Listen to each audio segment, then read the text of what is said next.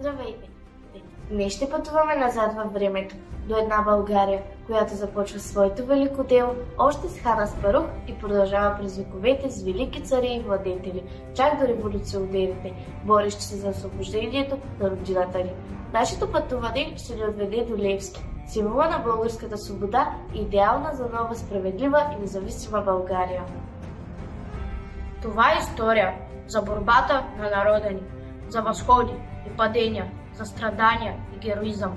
Ще се срещнем с великите ни ханове, царе и царици, които са водили народа ни по пътя към свободата. Нека да открием заедно как от първите стъпки на българската държава се стига до апостола на свободата. Днес пред вас ще оживеят велики личности от нашите минало. Ние ще ви разкажем историята на България, защото народ, който не познава миналото си, няма бъдеще. Ще срещнете хора, царе, царици и революционери.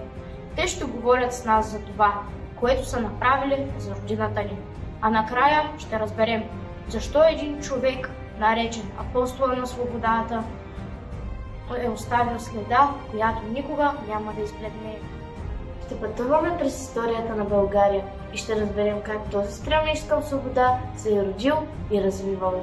Днес ще разкажем една история на величие, падение, възраждане. История, която е в сърцето на всеки българин. Но как започна всичко? Каква е била тази сила, която е запалила искрата на свободата и знанието? За да отговорим на тези въпроси, нека се върнем назад във времето, когато българските храмове са положили основите на нашата държава и дух.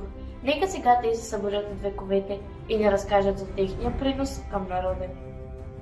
Хан Кубрат, великият обединител на българите, основател на стара велика България. Той е оставил завет на своите синове и на целия народ да бъдат единни, защото само заедно можем да бъдем силни. Съединението прави силата. Това казах на своите синове и това казвам и на вас, млади българи. Ако сте заедно, никой не може да ви победи. Моята мисия беше да събера разпръснатите българи и да ги обединя в една силна държава. Но знаеш, че освен силата на меча, трябва да имаме сила на духа.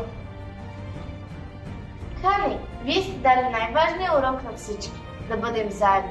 Но как можем да останем единни днес, когато светът е толкова? С единство на мисълта и действията, с уважение към знанието и културата на своя народ.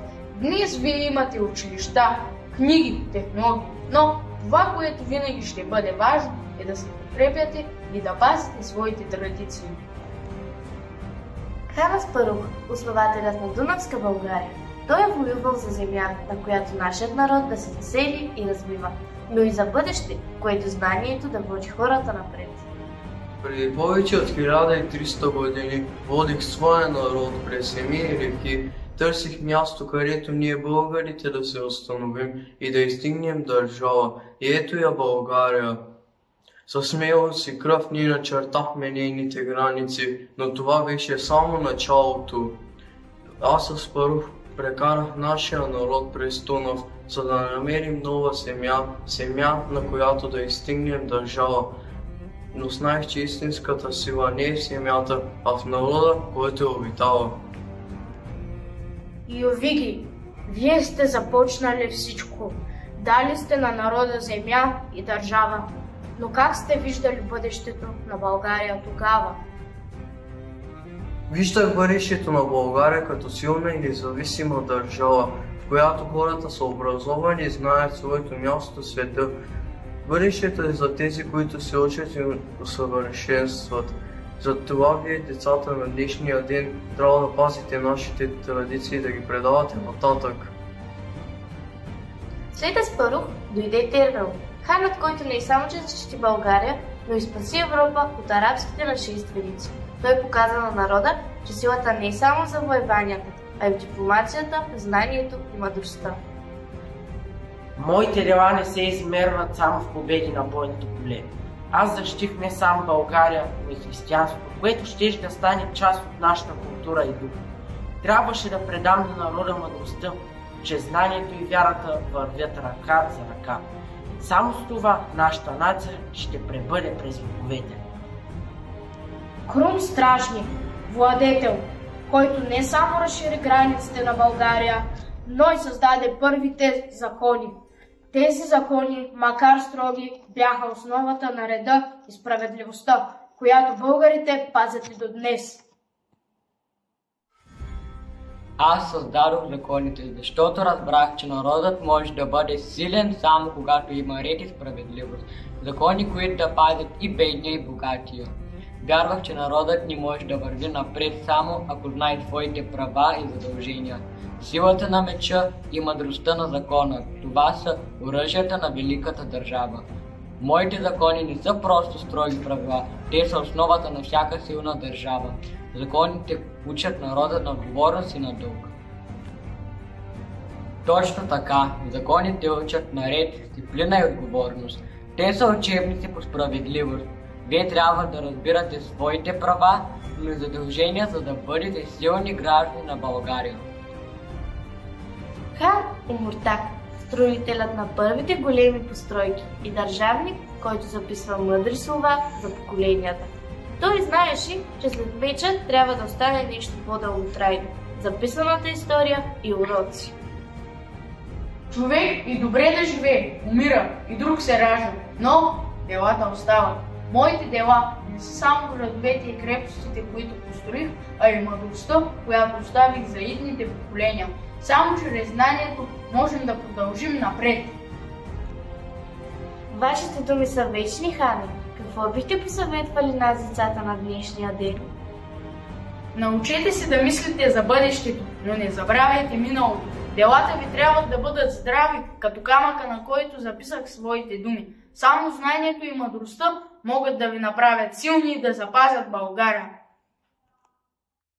Аз, княз Борис, разбрах, че България не може да съществува само с меча.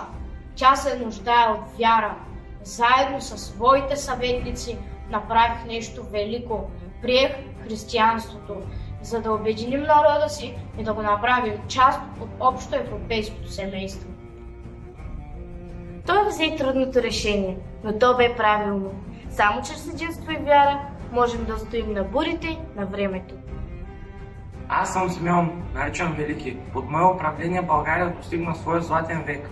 Издигнахме храмове на знанието. Създадохме книги и водихме блестящи битки.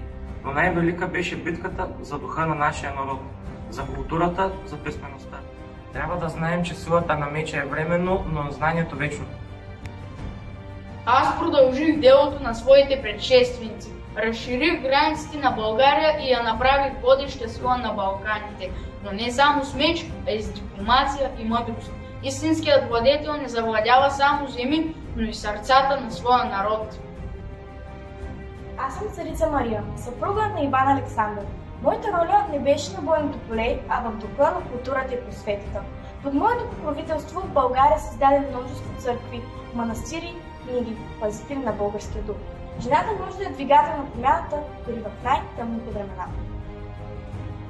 Времето на хановете и царете приключи, но пътят, който започнаха, ще продължи. България ще се изправи пред нови предизвикателства, пред нови врагове. Този път не само отвън, но и отвътре. Нужен е нов водач.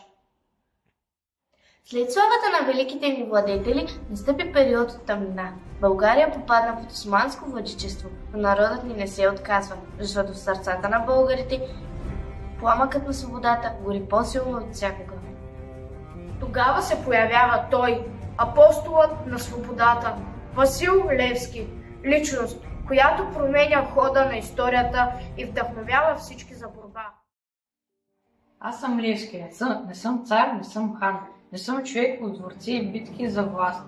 Моята битка беше за свободата на всички българи, за тези, които страдат, за тези, които мечтаят за деня, в който България ще бъде свободна. Вярвам в народ, който сам ще извоюва своята свобода. Народ, който не чака от чужди ръце, а сам гради бъдещето си. Но за да имаме бъдеще, трябва да познаваме миналото си. Защото само този, който знае откъде е дошъл, ще разбере на къде отива. Левски не водеше армия, но неговата армия бяха в сърцата на хората. Без тях ние нямаше да разберем истинския смисъл на свободата. Свободата не е само победа над врага. Тя е победа на страха, на робството в душите и на всеки един от нас носи отговорността да бъде пазител на тази свобода. Всеки от тези велики българи е дал нещо на България. Те са ни показали, че историята не е просто учебник, а жива памет, която ни води. Но както каза апостолът на свободата, бъдещето зависи от нас, от всеки един от нас. Ние, децата на България, сме тези, които ще продължим делото на нашите предци. Деца, не забравяйте, че историята е огледало, в което виждаме не само миналото, но и себе си. Ние сме тези, които ще изградим утрешния ден. Нека вземем поука от миналото и да вървим с гордост към бъдещето. Защото народ, който не познава миналото си, няма бъдеще.